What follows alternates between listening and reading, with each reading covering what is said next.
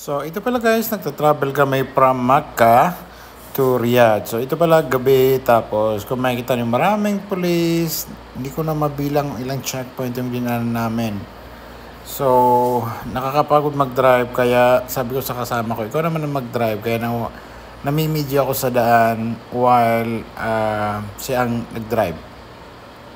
So, yan, dumating kami sa may dinaan kami ng small city, hindi ko lang matandaan kung anong pangalan. So yan guys, kailangan makipagkarera sa mga sasakyan para makarating sa bahay. Or ako, nung nagda-drive ako, moderate naman.